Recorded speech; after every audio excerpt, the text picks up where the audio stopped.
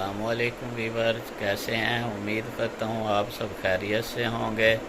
पहले जिसने मेरे यूट्यूब चैनल सब्सक्राइब नहीं किया वो जल्दी से मेरे चैनल को सब्सक्राइब कर लें, बेल आइकॉन पर क्लिक करें, ऑल नोटिफिकेशन पर क्लिक करें ताकि मेरी तमाम वीडियोस आपको मिलती रहें। शुक्रिया।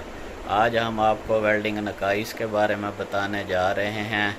पहला वेल्डिंग नॉक्स यानी डिस्टॉर्शन कहते हैं टेढ़ेपन को, कि जब हम वेल्डिंग करते हैं इलेक्ट्रोड बेस मेटल पे डालते हैं, जब हम वेल्डिंग कर रहे होते हैं तो जॉब गर्म होकर फैलता है और वेल्डिंग के बाद जब वो ठंडा होता है, ठंडा होने पर वो सिकुड़ता है। तो इस फैलाव और सिकुड़ाव के अमल की वजह से जॉब के अंदर टेढ़ापन पैदा हो जाता है। तो इसको हम डिस्टॉर्शन कहते हैं। डिस्टॉर्शन से बचने के लिए हम क्या करते हैं कि जो भी जॉब आप वेल्ड कर रहे हैं, पाइप वेल्ड कर रहे हैं या प्लेट वेल्ड कर रहे हैं, तो स्ट्रिप्स और इनक्लीड ज़रूर लगाते हैं। अगर आप पाइप वेल्ड कर रहे हैं तो पाइप को इनक्लीडें लगाई जाती हैं, अगर प्लेट वेल्ड कर रहे हैं तो स्ट्रिप्स लगाई जाती हैं। बैक स्ट्रिप्स लगाई जाती हैं, ऊपर भी स्ट्रिप लगाई जाएगी, नीचे भी स्ट्रिप लगाई जाएगी, तो आपका डिस्टॉर्शन जो है वो नहीं आएगा। फिर उसके बाद आ जाएँ स्लैग इंक्लूज़न भी वेल्डिंग नुक्स है। स्लैग इंक्लूज़न होता है कि जब हम वेल्डिंग करते हैं, वेल्डिंग बीड के ऊपर जो खोल रह जाता है ब्लैक, उसे हम स्लैग कहते हैं।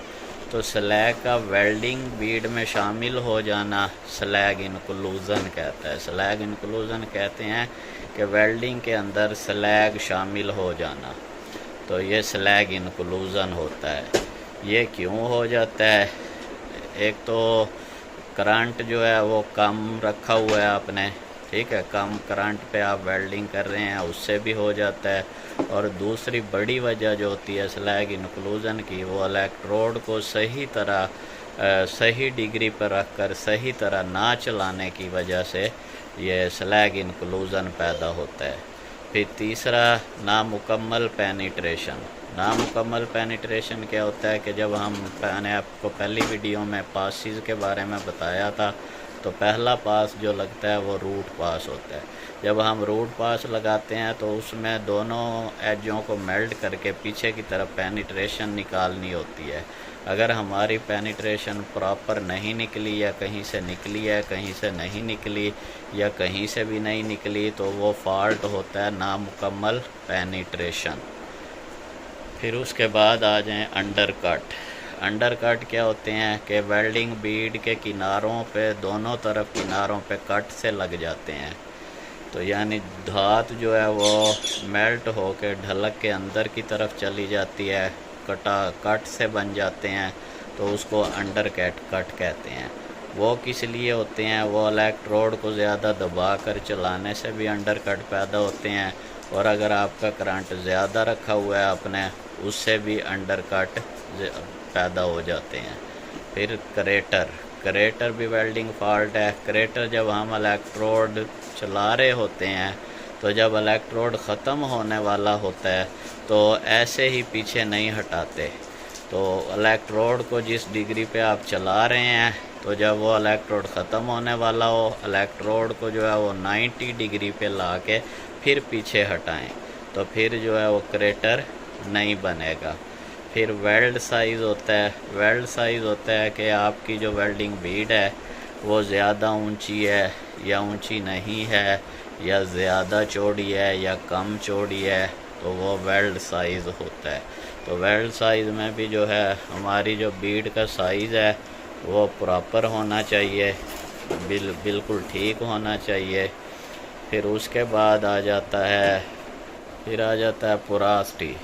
पोरासिटी में क्या होता है कि पोरासिटी में बहुत सी गैसें जो हैं, जब हम वेल्डिंग कर रहे होते हैं, वेल्डिंग के दौरान बहुत सारी गैसें एक जगह पे इकट्ठी हो जाती हैं, और जब हम वहाँ से वेल्डिंग करके आगे की तरफ जाते हैं, तो जब वो ठंडी होने लगती है वेल्डिंग, तो वो गैसें जो अंदर इकट्ठी हुई होती हैं वो बाहर निकलने के लिए ज़ोर लगाती हैं, और फिर जब वो बाहर निकलती हैं تو وہاں پہ ہلکے ہلکے جو ہے مسام چھوڑ جاتی ہیں، یعنی بہت باریک باریک سوراخ چھوڑ جاتی ہیں، مسام آ جاتے ہیں اس کے اندر، تو اس کو ہم کہتے ہیں پوراسٹی۔ اور پوراسٹی کیوں پیدا ہوتی ہے؟ اس کی مین وجہ جو ہے الیکٹروڈ کے اندر نمی کا ہونا، یا بیس میٹل جو ہے وہ گیلا ہونا جس کو آپ ویلڈ کر رہے ہیں۔ تو الیکٹروڈ کو جب خاص طور پہ سردیوں کے اندر جب الیکٹروڈ کو آپ ویلڈنگ کے لیے استعمال کرتے ہیں تو پہلے اسے اوون میں گرم کریں، الیکٹروڈ اوون ہوتا ہے اس میں رکھیں تاکہ الیکٹروڈ کی نمی جو ہے وہ ختم ہو جائے۔ نمی ختم ہونے کے بعد پھر ویلڈنگ کریں الیکٹروڈ کے ساتھ۔ اور اگر آپ ٹگ ویلڈنگ کر رہے ہیں تو ٹگ ویلڈنگ میں اگر آپ نے آرگن گیس نہیں کھولی ہوئی یا کم کھولی ہوئی ہے تو اس سے بھی جو ہے نا پوراسٹی پیدا ہوتی ہے۔ ایسے ہی مگ ویلڈنگ اگر کر رہے ہیں، مگ ویلڈنگ میں بھی CO2 گیس استعمال ہوتی ہے، اگر آپ نے وہ کم کھولی ہوئی ہے یا کھولنا بھول گئے ہیں تو اس سے بھی پوراسٹی پیدا ہو جاتی ہے۔ پھر نامکمل جوڑ کی تیاری۔ نامکمل جوڑ کی تیاری کیا ہے کہ جب ہم ویلڈنگ کرتے ہیں تو ویلڈنگ کرنے سے پہلے جاب کی تیاری کی جاتی ہے، ٹھیک ہے، یعنی کہ اس کو صاف کیا جاتا ہے۔ صاف کرنے کے بعد اگر وہ زیادہ موٹا ہے تو وی جھری لگائی جاتی ہے، وی جھری لگانے کے بعد پھر دونوں پیسوں کے درمیان گیپ دے کے گیپ راڈ رکھا جاتا ہے، گیپ راڈ رکھ کے پھر اس کو ٹیکنگ کیا جاتا ہے۔